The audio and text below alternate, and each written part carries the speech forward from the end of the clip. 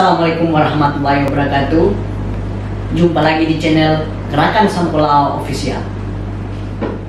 Yang ekstanur yang ditinggalkan oleh pemerintah provinsi kemarin telah menciptakan kondisi wilayah yang kurang sehat, karena di sana tertampung ada sampah-sampah, ada air genangan air yang setiap saat ada becek di sana.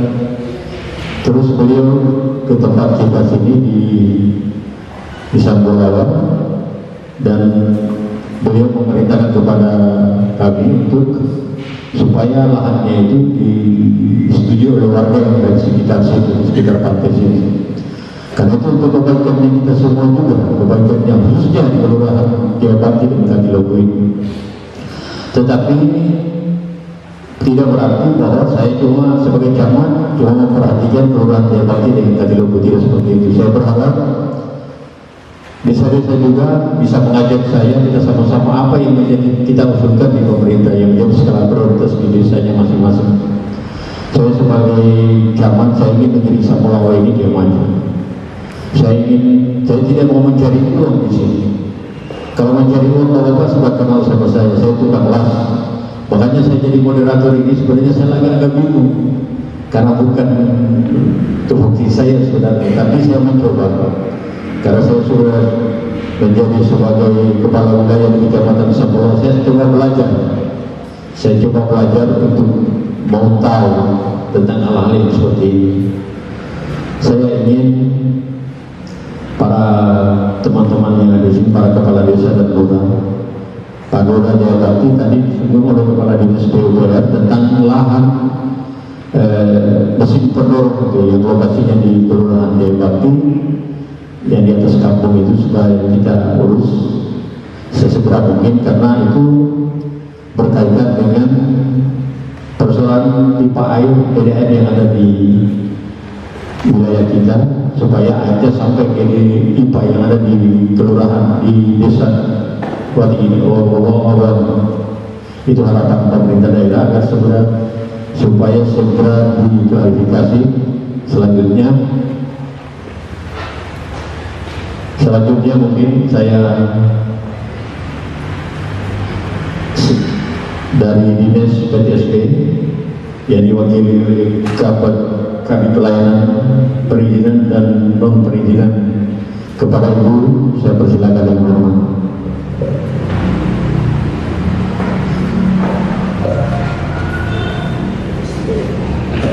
Baik.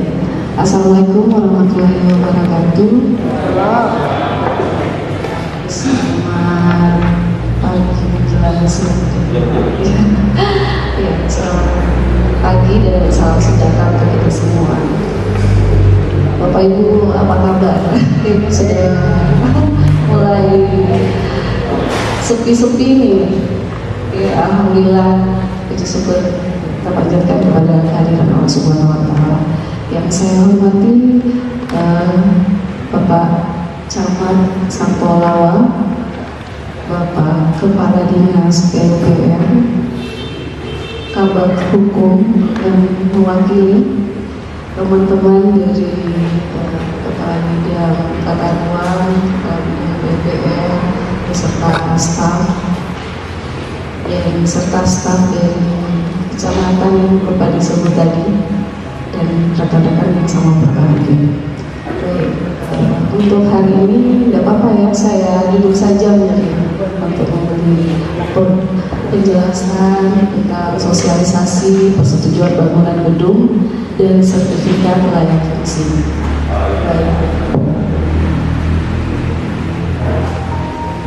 Jadi Bapak Ibu, sekarang sudah beda. Yang tadinya IMB itu sekarang itu sudah menjadi PBG ya.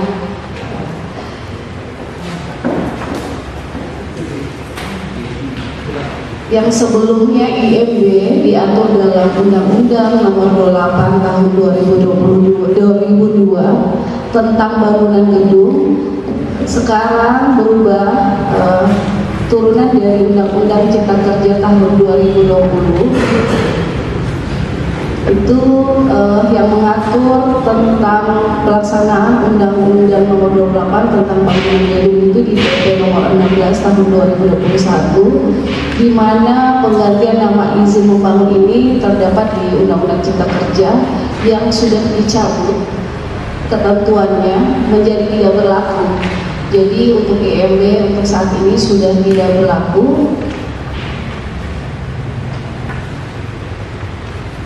Selanjutnya, jadi dulu kalau IMB itu kita peroleh terlebih dahulu untuk mendirikan bangunan. Sekarang PBG itu sudah mudah sebenarnya Bapak Ibu. Karena kenapa mudah? Selama pelaksanaannya itu memenuhi standar dan ketentuan, mulai dari garis badan, tata ruangnya, untuk perizinan berusaha, mungkin seperti itu. Jadi untuk pengertian PBG atau persetujuan bangunan gedung ini diberikan nantinya kepada pemilik bangunan. Jadi untuk proses penerbitan PBG itu ada 3, yaitu yang pertama itu penetapan nilai retribusi daerahnya terlebih dahulu. Terus proses selanjutnya untuk pembayaran retribusi daerah sampai penerbitan PBG-nya. Untuk cara pendaftaran PBG, Bapak Ibu atau pemohon itu sudah bisa dilakukan secara online, jadi tidak perlu ke PTSP lagi. Bapak Ibu bisa akses melalui simbg.pu.go.id. Mungkin bisa dicatat, jangan sampai ada masyarakat yang datang bertanya melalui kecamatan atau langsung mungkin melalui dinas perizinan. Linknya ini bisa untuk diketahui bersama di simbg.pu.go.id. Nanti pendaftarannya ke situ, jadi Ibu bisa melalui WF. Jadi di situ Bapak Ibu punya akun pemohon. Jadi Bapak Ibu itu mendaftar, gitu. Ada akun sendiri sebagai pendaftar. Kalau yang tadinya itu dilakukan secara manual, melengkapi data-data formulir, harus ada KTP dan bla bla. Sekarang KTP-nya itu semua diupload nantinya melalui simbg.go.id. Jadi proses registrasinya itu pemohon dulu, terus masuk ke link pemerintah dalam hal ini. Nanti dinas terkait itu akan memverifikasi proses perizinan yang Bapak sudah lakukan melalui simbg.pu.go.id. Jadi ada 2 hal Bapak Ibu yang harus diperhatikan dalam PBG. Jadi yang perlu diperhatikan yaitu fungsi bangunan gedung, meliputi bangunan gedung hunian, keagamaan, sosial, budaya, dan lainnya, khusus lainnya. Untuk klasifikasi bangunan gedung ini Bapak Ibu lebih memperhatikan klasifikasi bangunan gedung.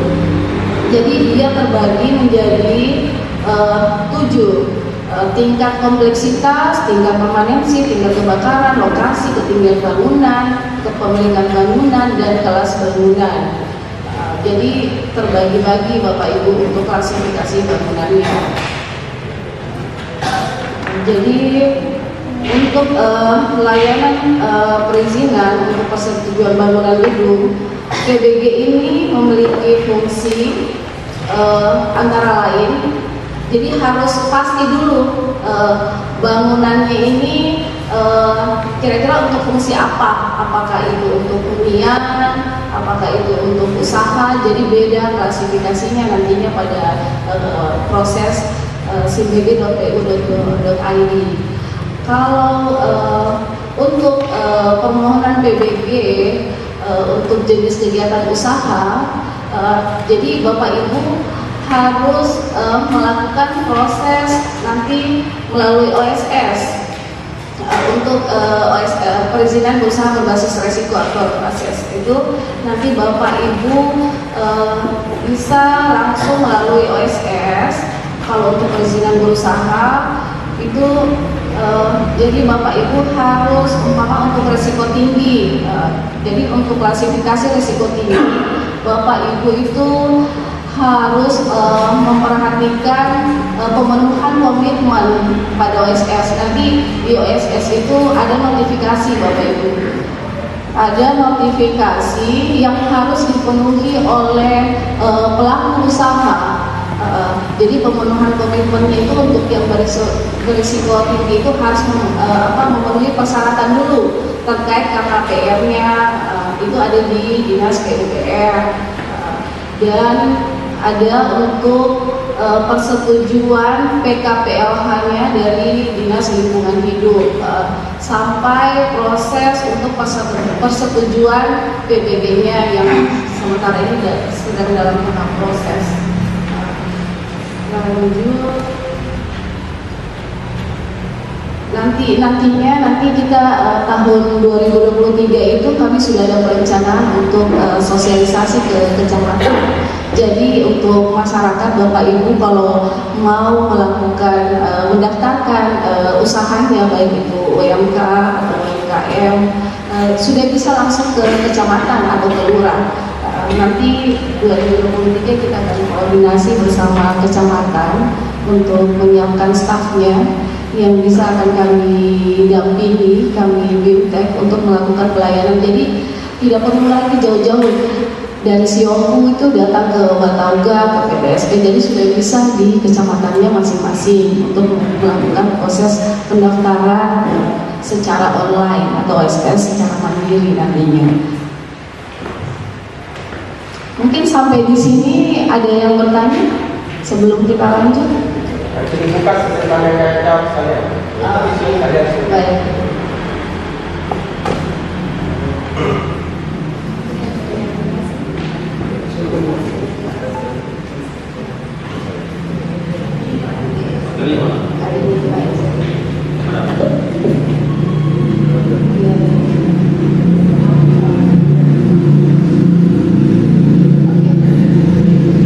Yang persyaratan dasar perizinan usaha.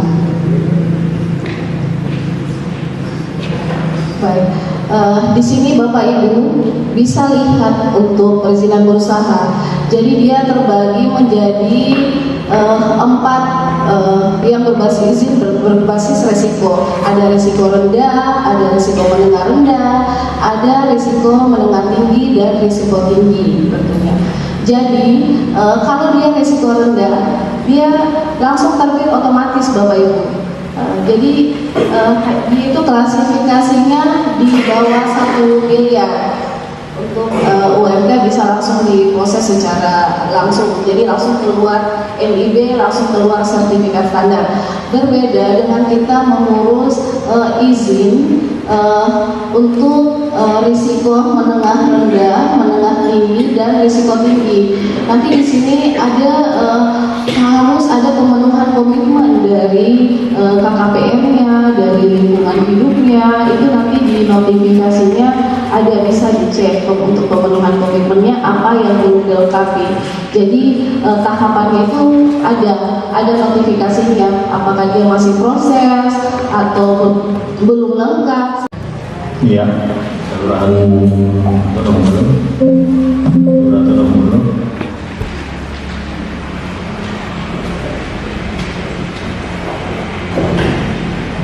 Iya, yang kedua selanjutnya bisa bangun.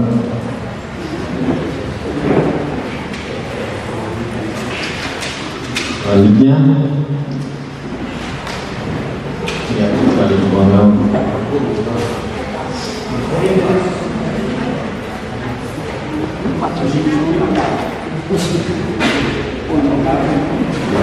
Ya, saya awali mungkin dari Lurah atau Gubernur dulu kepada Bapak persilakan.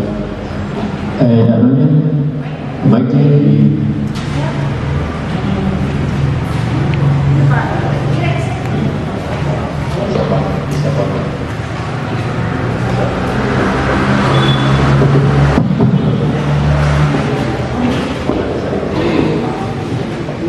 Bismillahirrahmanirrahim. Assalamualaikum warahmatullahi wabarakatuh. Yang terhormat Bapak Kadis PUPR bersama jajarannya, yang terhormat Bapak Camat Sampelawa, Bapak atau Ibu yang mewakili Dinas PTSP, Bapak yang mewakili Kabar Hukum, serta pemateri dan terhormat rekan-rekan kepala kelurahan, kepala desa atau yang mewakili. Assalamualaikum warahmatullahi wabarakatuh. Setelah kami menyimak dari beberapa pemaparan yang sudah dipaparkan tadi dari 7 orang pemateri, yang pada intinya apa yang saya tangkap tidak jauh berbeda, sama-sama, yaitu kaitannya dengan sosialisasi tentang PBG, persetujuan bangunan gedung, yang awal mulanya dulu hingga tahun kemarin itu masih bernama IMB dan diubah menjadi PBG, yang mana sebenarnya sama saja, cuma ada yang membedakan, ada perbedaan tapi tidak terlalu banyak kayaknya, tetapi pada intinya sama, untuk mendapatkan izin. Persetujuan juga itu adalah izin, IMB juga adalah izin, cuma berganti nama dan ada fungsi atau teknis yang tercantum di dalam PBG itu. Jujur dari tahun ke tahun, sempat tadi dipertanyakan juga oleh Bapak kami bahwa apakah kita sudah pernah menunggu hal yang semacam ini atau IMB. Sempat kami diam dan juga ada jawabannya, itu kita belum pernah. Saya punya rumah saja belum ada IMB. Walaupun jujur saya juga pernah bekerja di Dinas Tata Ruang dulu di Kabupaten Bukit Selatan, tapi karena sosialisasi hal semacam ini Pak Ibu, di mana IMB itu adalah izin mendirikan bangunan, berarti sebelum mendirikan bangunan itu sudah harus ada IMB-nya. Yang sekarang mungkin berubah jadi PBG, berarti sebelum kita atau masyarakat yang ingin mendirikan bangunan, gedung ataupun sejenisnya, terlebih dahulu harus ada PBG, izin PBG, persetujuan PBG itu. Yang jadi pertanyaan kan selama ini Pak, dari tahun ke tahun sampai sekarang tidak pernah ada koordinasi maupun cara bagaimana supaya masyarakat kita ini paham dan tahu dan bisa mendapatkan IMB. Berbeda di kota-kota. Saya dari Makassar, jujur. Saya asli Makassar, besar di Makassar, dan saya kerja dan kawin di sini.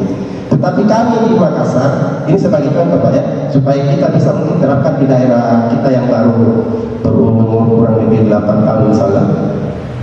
Di sana kami, sebelum kami mendirikan bangunan, harus ada prosedur-prosedur yang dijalankan lewat kelurahan atau desa. Kalau di sana nggak ada kelurahan, kami dari desa, kami kelurahan. Untuk mendapatkan IMB, baru bisa mendirikan bangunan. Kalau kami di sini, menurut saya, mayoritas kami di Sampelawan umumnya tidak ada yang pernah mengurus, walaupun ada tapi 1-2 orang. Karena tidak pernah ada sosialisasi dan tidak dipahami fungsi dan kegunaannya ini. Jadi melalui kesempatan ini, kegiatan ini, terima kasih Bapak. Tinggal mungkin bagaimana koordinasi kita antara mungkin kelurahan, pemerintah kecamatan sampai ke tingkat mungkin DPR atau perizinan, supaya ini mungkin kita terapkan nanti ke depan. Kita terapkan kami sebagai lurah atau mungkin teman-teman kepala desa. Kalau memang ini sudah ditetapkan bahwa harus, supaya kami juga memberi pemahaman kepada masyarakat dan sosialisasi ke masyarakat bahwa sebelum Anda melakukan mendirikan bangunan harus ini. Satu contoh mungkin sertifikat, sebelum mereka mengurus sertifikat harus melalui kelurahan atau desa dulu untuk melengkapi administrasi yang diperlukan. Mungkin ke depan bisa kita permantap lagi supaya ada kerjasama bersama kita dan masyarakat bisa mendapatkan juga yang namanya IMB. Itu yang pertama. Yang kedua, seharusnya yang bisa menjawab ini tadi Bapak Asisten 2 yang bidang ekonomi dan pembangunan, karena tadi beliau sudah mungkin bisa diwakili nanti siapa yang bisa menjawab Pak Kadis terkait dengan dia sempat menyinggung persoalan tambang. Jujur daerah kita ini ada tambang, yaitu tambang aspal. Telah disampaikan tadi sama Pak Asisten bahwa tambang itu di saat pemuatan itu kendaraan yang dimiliki oleh tambang atau operasional tidak bisa melewati jalur jalan umum masyarakat, harus mereka membuat jalan sendiri. Ini menjadi pertanyaan, ini kan sudah bertahun-tahun, sudah 10 tahun lebih tambang ini, tapi bagaimana kami masyarakat mau melarang mereka sementara pemerintah daerah tidak ada larangan bagi mereka, khususnya mungkin di PTSP yang memberikan izin. Kita tidak tahu mungkin di hukum yang kaitannya dengan hukum, kita tidak tahu kenapa akhirnya dampaknya itu Pak, di saat pemuatan baik tambang maupun apa aspal atau apa sejenis, masyarakat yang dilalui kampung masyarakat terutama Jaya Bakti, Kedompul, banjir dengan debu. Rumah-rumah mereka itu puluh sekitar betul-betul. Jadi saya juga heran kenapa tidak bisa sudah dibahas sama Pak Ali tadi supaya bagaimana masyarakat. Jangan bagaimana masyarakat, kalau masyarakat kan tidak mungkin anarkis. Bagaimana pemerintah menekan mereka? Dalam hal ini mungkin pihak-pihak terkait saya tahu gimana. Itu masukan kedua mungkin bisa dijawab nanti. Yang berikut ketiga Pak Kadis tadi sempat menyinggung kaitannya perencanaan penampungan bak air dan katanya sudah dianggarkan, sudah ada anggarannya. Jadi terima kasih Pak. Artinya kami masyarakat susu Sampurau pada umumnya di saat ada bantuan-bantuan semacam ini kami jujur terima kasih. Tetapi perlu juga diketahui karena mungkin di beberapa desa dan kelurahan ini sudah ada yang namanya PDAM dan hampir mayoritas rumah-rumah warga itu sudah masuk PDAM. Jadi supaya tidak terjadi tumpang tindih nanti ke depan, mungkin bisa dijelaskan kepada kami juga bagaimana dia punya modelnya ini ke depan. Apakah ini PDAM itu mungkin bagaimana, pokoknya yang jelas di hampir semua ini Pak, di pinggiran atau di Sampurau ini sudah memiliki PDAM. Kaitannya dengan rencana Pak Kadis tadi air bersih juga yang akan diprogramkan ini, tolong diberi pemahaman bagaimana nantinya.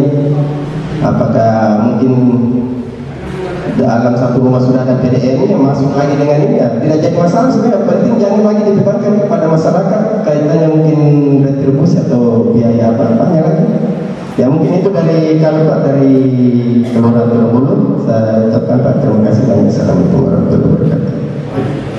Karena saat pembuatan air bersih yang dari Kelurahan Kedompul itu tadinya sumber mata airnya di atas, karena pimpronya ini mau enak saja, jadi dibuat di bawah sehingga air jadi ketika kreativitasnya tidak bisa masuk lewat itu kan kelurahan bawahnya, termasuk di Bahari. Kalau untuk sumber mata air ini ditempatkan di sumber mata air yang sebenarnya di atas seperti rencana awal, itu di Bahari tidak pernah pakai mesin lagi tuh hanya tinggal perlu juga Pardewa baru bisa gunakan mesin pendorong seperti itu. Kemungkinan jalan selanjutnya mungkin dibuat mesin. Kemarin Pak Tiga sampaikan bahwa akan dibuat mesin pendorong di Kelurahan Jaya Bakti untuk menunggu anggaran berikutnya yang 1,7 miliar tadi itu untuk kelanjutan dari kegiatan pekerjaan yang lagi 2 km jaraknya dari sumber mata air sebenarnya. Itu mungkin. Selanjutnya mungkin kita lanjut ke sesi penanya yang kedua. Terima kasih Pak Durato dulu. Jadi penanya yang kedua yaitu Bapak Kepala Desa Bangun. Kepada Bapak saya persilakan yang hormat. Terima kasih Pak. Assalamualaikum warahmatullahi wabarakatuh. Barangkali saya lanjut saja. Pertama, hanya sekedar permohonan saja. Kalau memang sudah ada perda BPS, PBG, PPG atas peralihan dari MDPG, maka secepatnya kami diberikan untuk kami sosialisasikan di masyarakat kami.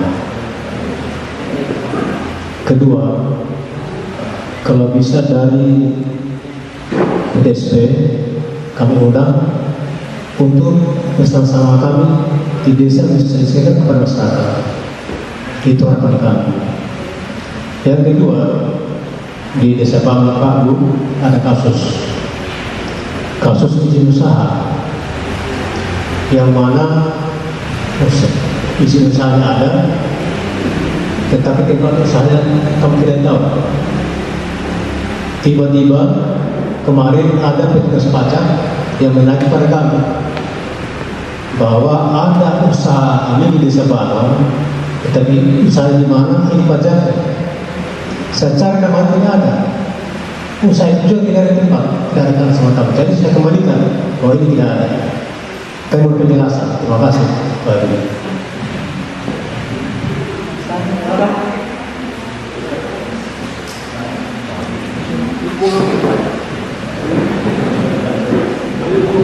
Mungkin saya serahkan kepada Bapak Kadis PU untuk menjawab.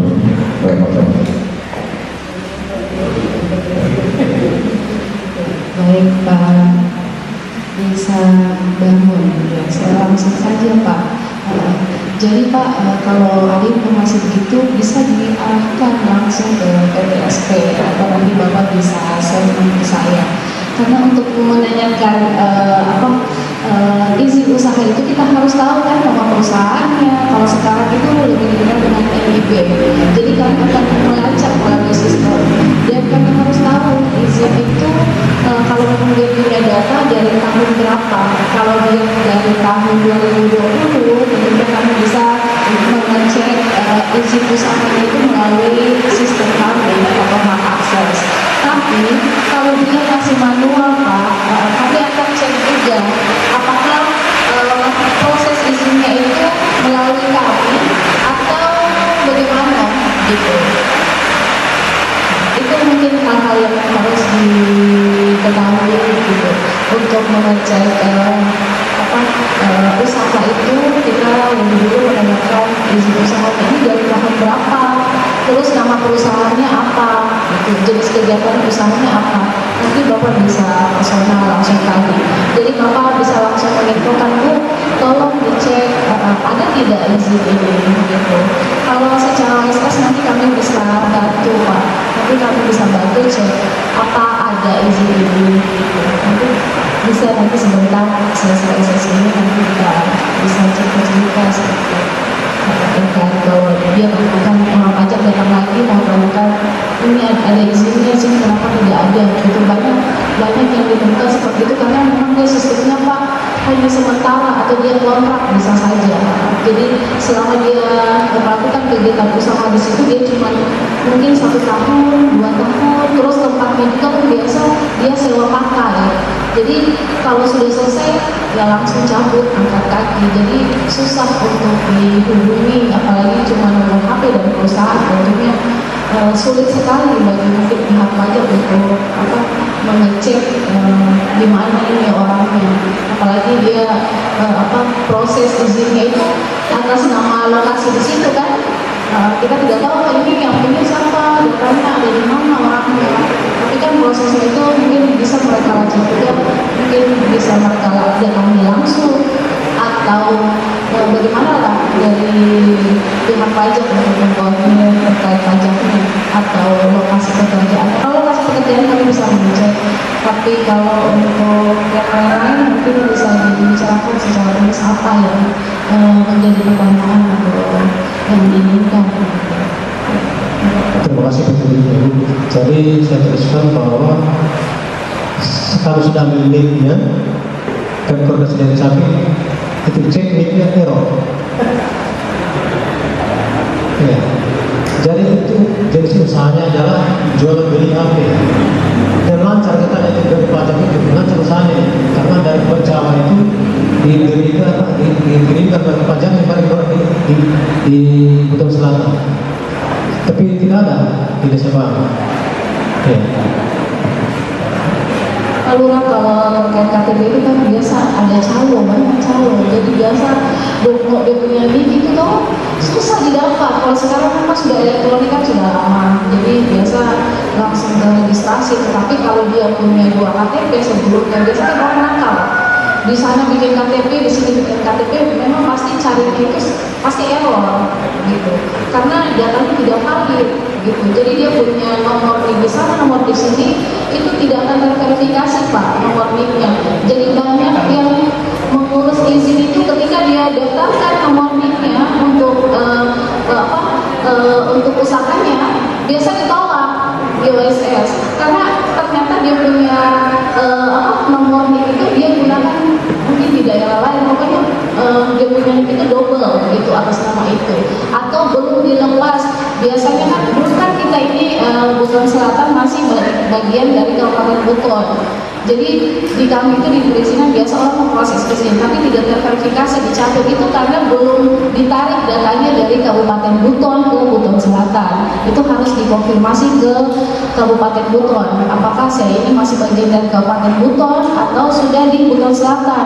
Makanya banyak pelaku saya tidak bisa melakukan proses izinnya secara OSS karena itu. Jadi dia belum lepas dari Kabupaten Buton gitu.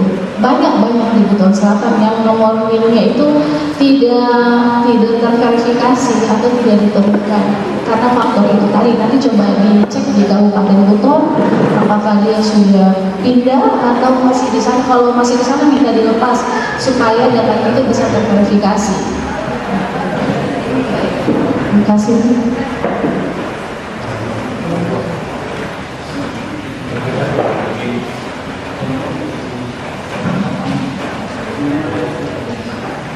Iya, berarti tadi semua ini masih tergantung jalur koordinasinya Pak antara kepala desa di desa dan kelurahan terus di kecamatan terus di kabupaten. Makanya tadi saya awali bahwa persoalan ini tidak bisa kita tuntaskan sampai hari ini saja karena ini berkelanjutan, karena persoalan administrasinya, persoalan bentuk apanya semua itu harus kita siapkan supaya bisa berjalan seperti apa yang kita harapkan. Selanjutnya mungkin Barangkali pasti ada satu Pak. iya. Pertanyaan saya tadi, permohonan saya, apakah bisa setelah terbit perda tentang PBB ini teknis undang untuk menemanikan dan memberikan informasi atau sosialisasi kepada masyarakat kami undang dari tempat ya. Apa itu di Iran di mana Pak? Di desanya Pak atau di mana? Di desanya, Kita harus menggunakan meyakinkan masyarakat. ini Pak dalam kecamatan nanti untuk dikonsep pada saya sendiri. Ketika sudah dibilang kalau saat ini belum bisa karena belum Maksud saya kalau sudah ada petugas yang ya, bisa. Terima kasih. Ya, Pak. Terima kasih mungkin Pak. Selanjutnya mungkin Pak.